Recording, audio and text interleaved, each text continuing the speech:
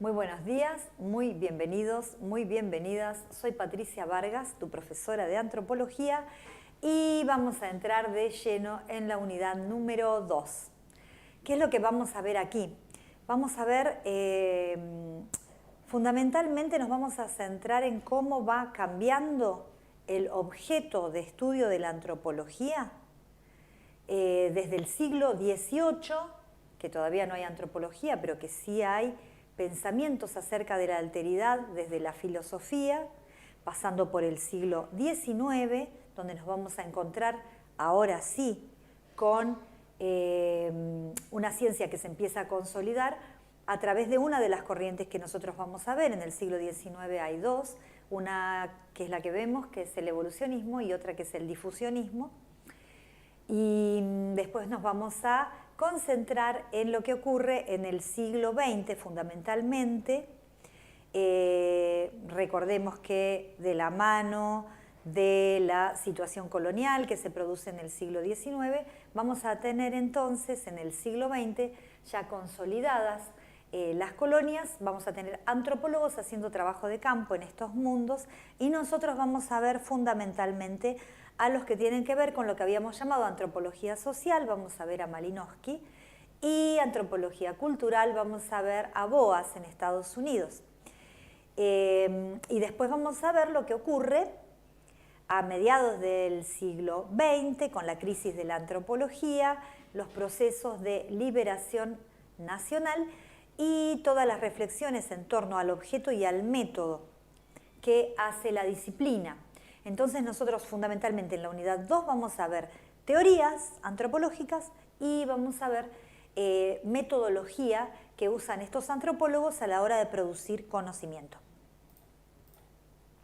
Muy bien, los primeros entonces que vamos a ver, los primeros pensadores en torno a qué piensan de la alteridad, van a ser filósofos en el siglo XVIII. Y nosotros en este texto que tienen que leer de Taca, de nuestro manual de antropología, páginas 73 a 84, el siglo de las luces, el XVIII, ¿qué es lo que van a poner atención? Fundamentalmente los pensamientos de Buffon y de Rousseau. El siglo XVIII se llama también iluminismo, se llama siglo de las luces. El contexto histórico son dos revoluciones: la revolución industrial, que después va a dar lugar al modo de producción capitalista, y la revolución francesa, que va a dar lugar a la formación de los estados nacionales. Y esto va a ser central para pensar el siglo XIX, ¿sí? Y aquí, ¿qué es lo que piensan nuestros dos filósofos? Fundamentalmente, Rousseau va a tener una especie de idealización respecto de la alteridad que le provocan los salvajes o primitivos.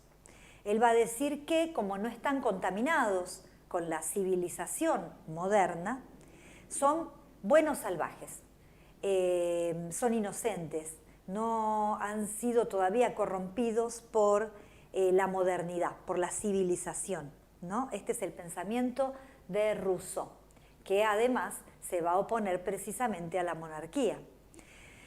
En cambio, el conde de Buffon, conde, ya te dice algo ese nombre, va a estar del lado de la aristocracia, va a estar a favor de la monarquía. Entonces, él va a estar pensando en Europa como superior, y desde esta perspectiva, desde esta visión de mundo, va a decir que los primitivos son hombres a medias, son como niños que todavía no se desarrollaron. ¿Quién va a representar la adultez de la humanidad? Y precisamente Europa, que en el siglo XIX este autor nos va a dar la fórmula para pensar cuáles fueron las bases ideológicas para dominar a los otros, para establecer esta relación de superioridad y legitimarla precisamente. Esto donde lo vamos a ver objetivado en lo que ocurre en el siglo XIX y las ideas centrales que van a aparecer en este siglo. Y acá es muy importante que tengan en cuenta dos cuestiones. En el siglo XIX nosotros vamos a tener sociólogos hablando de esta escalera civilizatoria. Nosotros vamos a ver en las unidades que vienen precisamente lo que piensa Spencer, que es sociólogo. Acá, en esta unidad 2, nos vamos a concentrar en lo que dicen los antropólogos. ¿Dónde vamos a encontrar esto? En este texto de Taka, el siglo XIX, Orden y Progreso. Allí tenés las páginas que tenés que leer. ¿Y qué nos vamos a encontrar aquí? Para la antropología del siglo XIX, el objeto es la sociedad primitiva. ¿Cómo están pensando los antropólogos esto? Todo lo que van encontrando los viajeros y que se los traen a ellos, por eso se les llama antropólogos de sillón. Bueno, Morgan hizo trabajo de campo, pero en general los antropólogos de esta época lo que hacen es, con lo que recopilan otros que escriben sobre estas alteridades, sobre estos otros grupos, ellos van a comparar. Y van a comparar tomando como punto de referencia, es decir, etnocéntrico, a Europa, ¿sí? Y a partir de eso ellos van a armar una especie de escalera, donde van a colocar los avances fundamentalmente tecnológicos, pero también aquellos que tienen que ver con lo religioso o con lo familiar, los van a ubicar y van a decir, bueno, estos son salvajes, primitivos, estos son bárbaros y nosotros europeos civilizados, ¿sí? El método es comparativo entonces y se les llama antropólogos de salón porque trabajan desde el gabinete haciendo estas comparaciones. En su gran mayoría no hacen trabajo de campo. Taylor se concentra en la cuestión religiosa y entonces va a ir de la idea de poligamia, de animismo, poligamia a monogamia. Y Morgan va a ir también de aquellos grupos humanos que tienen muchas esposas o muchos esposos a la idea de monogamia, que es la idea europea de familia. El contexto histórico, como dijimos antes, ya lo adelantaban las revoluciones anteriores.